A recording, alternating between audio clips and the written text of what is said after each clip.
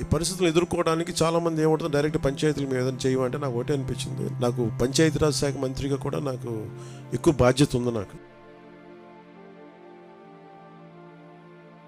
ఇంకా చెయ్యాలి, దీనికి ఇంకొంచెం నా వంతు సహాయం సరిపోవట్లేదు, ఇంకా చేయాలనిపించింది.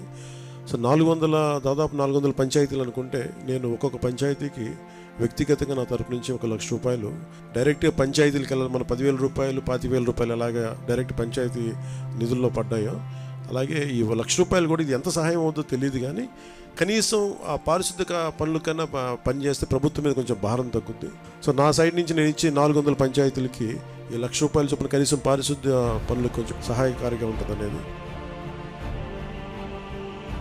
ఉప ముఖ్యమంత్రి గారు పవన్ కళ్యాణ్ గారు తీసుకున్న ఈ నిర్ణయం వలన వారి అకౌంట్లో అన్నింటిలో కూడా 1 లక్ష రూపాయలు పడిపోయింది. మీరు ఈ డబ్బుల్ని జాగ్రత్తగా ఉపయోగించుకుని శానిటేషన్ కోసం, వైద్య సేవల కోసం మీరందరూ కూడా దయచేసి ఉపయోగించుకోండి.